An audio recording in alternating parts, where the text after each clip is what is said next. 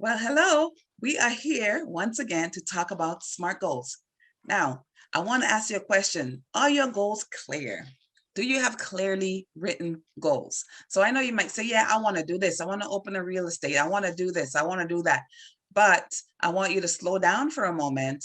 I want you to look at your goals and make sure that they are clear, because the scripture says, write the vision, make it plain so you can run who reads it. And it says it may tarry, but it will come. Wait for it. So how clear are those goals? So we're going to talk a little bit about creating SMART goals, because we want those goals to be clear, so that you know where you're going. Why is it so important to know where you're going? So that when the distraction comes, you're able to know whether to pivot or to push through. You're going to know where it is that you need to go. I love the verse that says you're going to hear a voice saying, this is the way, walk in it. But when you have your goals clearly written down and you have SMART goals, and distraction comes, you're able to detect the distractions, and you're able to say, I'm not going over there. I'm staying the course. I'm staying focused. And so hopefully you have your planner. If not, I have links to the bottom. And if not, that's fine. I have it here for you. I'm going to be sharing with you about SMART goals and what that means and what it should entail. And this is a little synopsis for you. So knowing that you have goals, because I know we're not going into 2021 not believing for God's greatness, because he said he has great plans for you. We know Jeremiah 29:11. He has great plans for you. He says, I know the plans I have for you, and they are plans of peace. In Hebrew there, that word is shalom, meaning wholeness.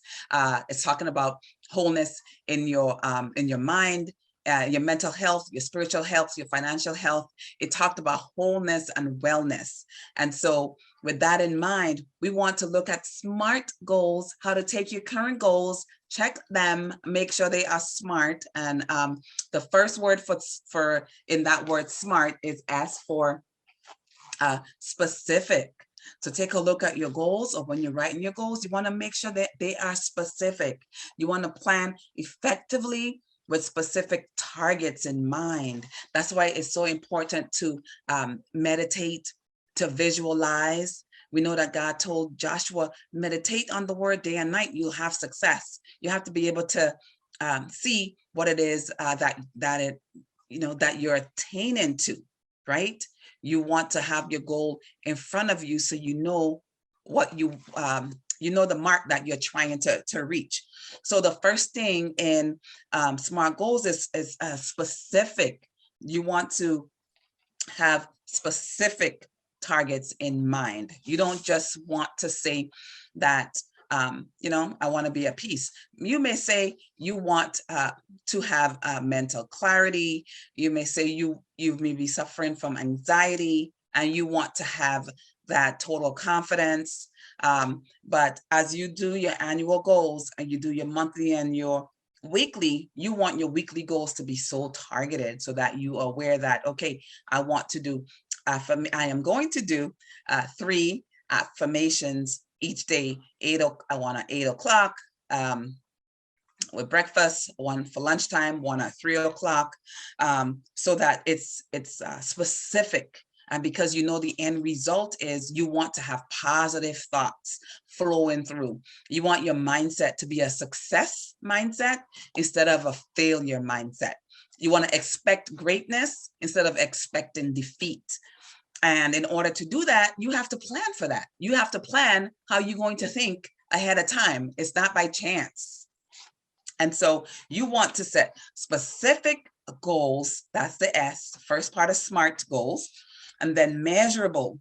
You want to track your progress and reevaluate along the way. So if you set out to do 3 of those a day, and you're going to know if you fell short, because you're going to say, man, I keep missing this at lunchtime. Lunchtime, I get distracted with, with gossip, with the people around the water cooler or whatever it is, or you just get through, you just eat lunch and you forget.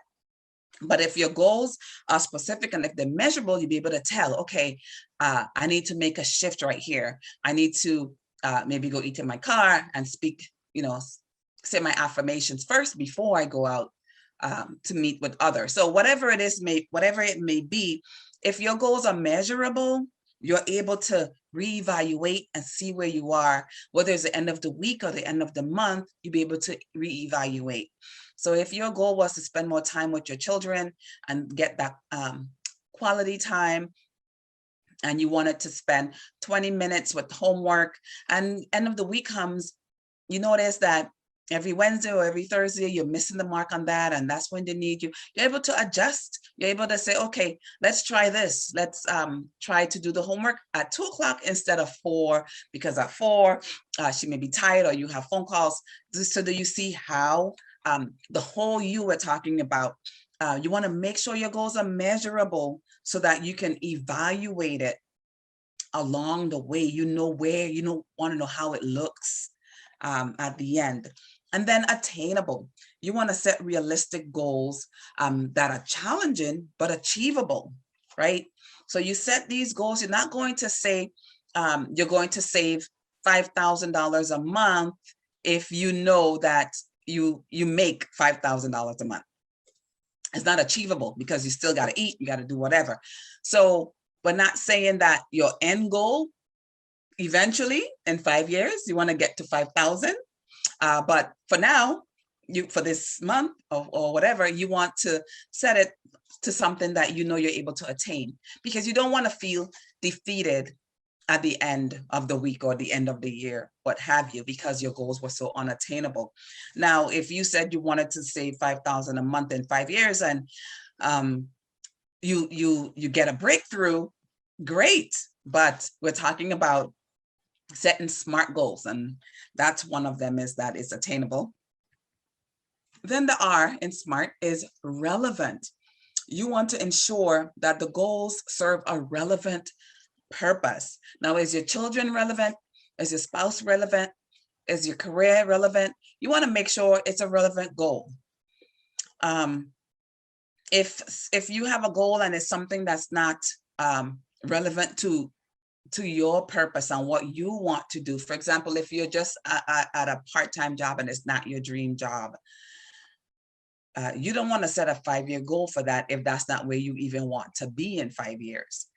If in 5 years you want to be a nurse and right now you're a stocker somewhere, stocking groceries or something, nothing wrong with that. But if that's not your goal, that's not what you want to write down. It's not relevant to where you want to be.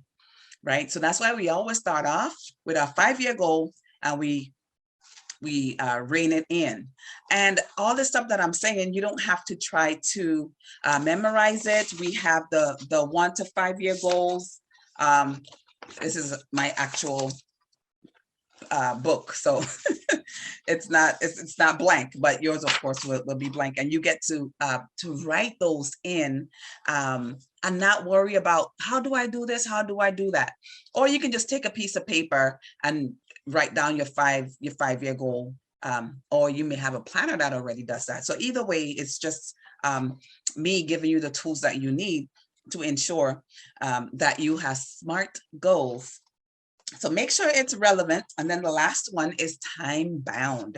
You want to set a specific deadline and monitor progress and reevaluate. So you don't want to say, I want to save $5,000 a month in the future sometime. No, you want to make sure you give it a time. You don't want to say, I will spend, an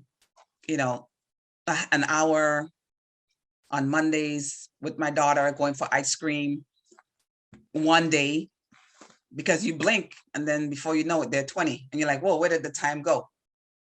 So that's why it's important for you to have it time bound. You want to know the timing.